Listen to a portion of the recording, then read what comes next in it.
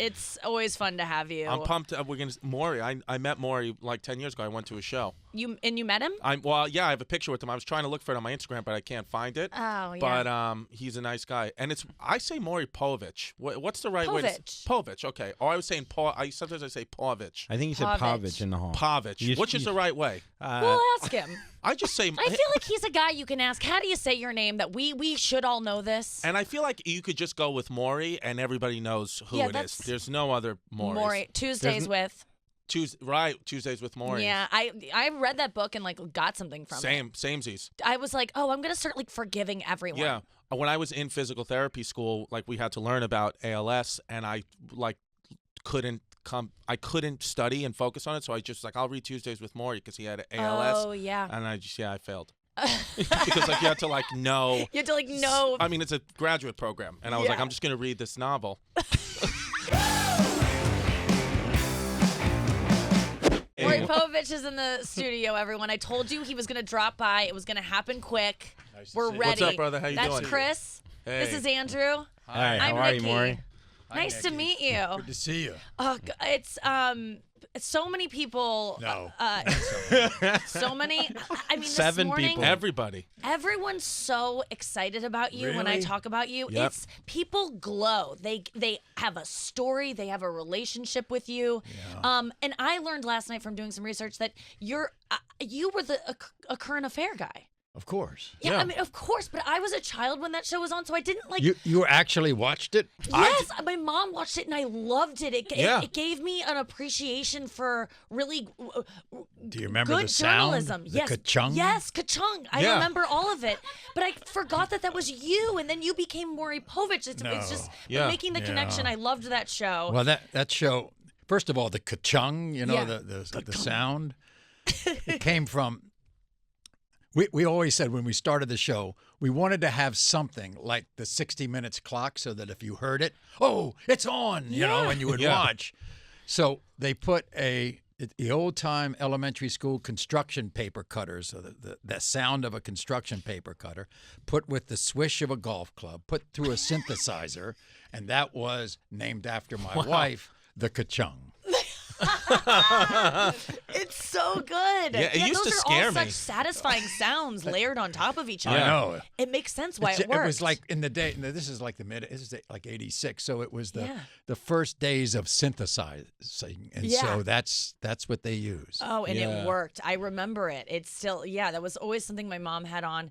But now, Maury, you've taken Your on. Mom still has my show on now. Yeah, no, exactly. Oh my gosh, everyone has your show on. I mean, in wow. this room, Noah, both my producer and Chris Distefano. Have you been to a live taping, I have Andrew? not, but I'm going tomorrow. Have you all been? But they've been to live tapings. I was there 10 years ago. It was awesome. I was It's trying to wild. look for I got It's a picture wild. with you it's too. crazy. Yeah, it's really. This is the tourist thing to do when you come to New York City. I'm Why telling aren't you you, going to the a Maury Povich the show? live taping of my show is as good entertainment as you would ever want. Oh, yeah. My live audience makes the show. I mean, it's the heartbeat of the show because they go crazy. Yeah, because and they all think they know who the father is.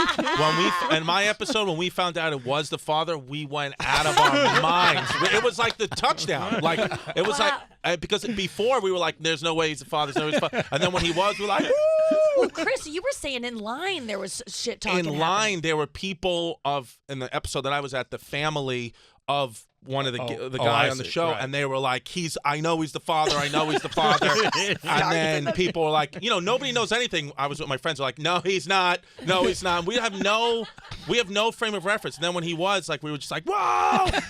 And then like, I told you. I know. It was great. Vivid memories these people are conjuring just from being at your show 10 years ago. It truly sounds like such a great life experience to have. I heard a story of an NFL quarterback. This is many years ago. Said that the players would be in the locker room and they would not go out to practice until they found out who the father was. Losing games. Shaquille O'Neal watches my show every single day. Wow. And Shaq said, and what he does is he calls up all his friends and they bet on who the father is. Great. I love it. So fun. And Noah, I wanted to give you a second to tell Maury what he means to you. Well, because you went to a taping. Yeah, so I took a TV production class in high school. This is like 15 years ago. Right. And I went to a live taping of your show, and that's when I knew that I had to work in production. I was watching your stage manager, and I was just like mesmerized. Like, what is that job? I want to do something like that. Really? Yeah. And that's when you got the itch. Yeah, and then from then on, I knew that I had So to you've work been in behind the production scenes. ever since? Yeah. Isn't that Do cool? you produce this show? Yes. Yeah. How's it going? Amazing. It's the best job of my life. It's so fun.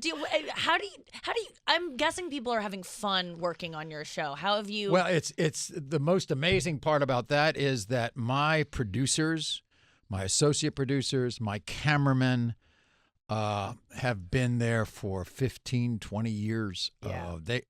People like the atmosphere, the way we work, the work environment. I started, the first talk show I did was for Paramount, and that was like 28 years ago. And I still have 5 people throughout my staff who've been with me 28 years. Wow. I mean, I've got, impressive. as they say, you sent my kids through school. Now they've got kids. I mean, now those kids are ready to go to school. I mean, Yeah. and it starts at the top. I mean, people who enjoy it starts with you, and that just is a credit to you. But the people that you attract. I always look. It's this business is. I mean, I've seen so much in the television radio business in my life that it's easy to pick out the fools, and so the a-holes show themselves very early, and so therefore you know exactly what to guard against. Yeah. And so that's how I do it. And as far as like the suits, the executives, Yeah. there's nothing better to keep distance between you and the suits than a good rating. If you get a good rating, they don't care about you. They don't. Yeah. You'll never hear You'll from them. never get to know. They're your best friend. Oh yeah. Yeah. The second The raise, moment there's a everything dip, shifts. the moment there's a dip. Well, we think that you ought to do this. Yep. Really? Mm-hmm. Where the hell have you been? Yes. Oh, yeah. Who am I speaking to? Even. I wanted to ask you about the daily grind of doing a show. Yeah. So, I mean, how many episodes are we talking? We do 4,000? How many have you done? Oh gosh, it's of the show? between 3,000 and 4,000. Yeah, insane. It's amazing. So, how many do you tape a week? We tape 5 a week. Mm-hmm. We tape in Stamford, Connecticut, and we tape 3 on Thursdays and 2 on Fridays. Mm-hmm. We work about 27 weeks a year, do 30 or 40 shows.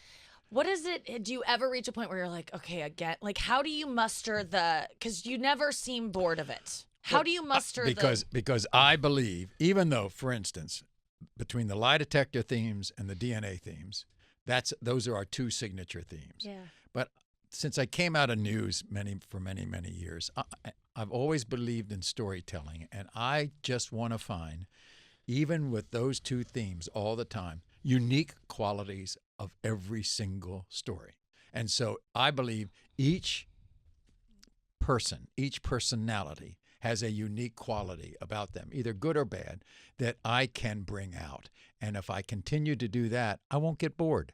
Yeah. And so that's my mantra. That's really cool. And you can tell that. That's why we love the show. Yeah, and you bring out characters. And the other thing is, and I've always said this about talk shows, and I learned this a long time ago when I first started. It's like being in a campaign to be elected. You have to knock on somebody's door. They have to open the door. They have to welcome you in. They have to feel so comfortable with you that they'll sit you at the table or sit you on the couch, and you have to become a member of that family. And if you can do that, then you got a chance of being successful. That's the way I've looked at it all my life, and I've looked on it as being an advocate for the audience. That's why, for instance, I've never known the result of any DNA test or lie detector test before I open up the envelope. Because you're an advocate for the audience. I don't want to know. You're representing their experience. Right, and I don't want to know anything more than they do. Because if I did, then I'd skew the questions in a certain way. That's fascinating because I've hosted 2 talk shows right. that didn't last past 2 seasons. And that I did feel that the audience just didn't get to know me or didn't trust me enough. There was some element of that, or wasn't given a chance to, whatever it was. But you're really tapping into something as a host, trying to approach the job like you're their advocate. No question. It's a really cool approach, and it makes sense why it's working. And yet you can bring out your own vulnerabilities. Yes. I mean, you bring out your own experiences. I mean, for instance, I can't tell you how many times I've told various fathers, for instance, who are raising a child that is not theirs, and whether they will continue to raise that child. I keep saying, look, my wife and I have a child in our family, and I'm not the birth father of that child, and he is as close to me as my birth children. There's no difference, so you have to be able to unload yourself, yes, to the guests and the viewers. That is extremely compassionate and makes them. That's great that you share that experience. And another thing is that, look, there is nothing in my life that comes close to the experiences that my guests go through. I've never lived those experiences, but there's some connective human instinct that they feel safe in my company or on my show. I feel safe right now. Yeah, I do. I feel completely safe right now. You give that air of like a therapist. Like, I don't feel. But I'm not a therapist. I mean, no, but you're therapeutic. You could just that voice. Very I don't know what it is. Voice. I just feel so good right now. Yeah. You know how much whisky and cigarettes. That's what I like. You sound just like my stepmom. Yeah, that's great. You're drunk for sure. But but I still man, I just feel good. My blood pressure's low right now. Really? Know. How can you tell? Dude. I have a I'm not sweating, my heart's not palpitating, I don't feel like I'm gonna pass out. Good. I just feel calm. I'm gonna get somebody pregnant tonight. Yeah. I'm just gonna do it. I'm coming on your show. Cool. That's the only way I can get. Yeah, all right, great. See you in about 6 months.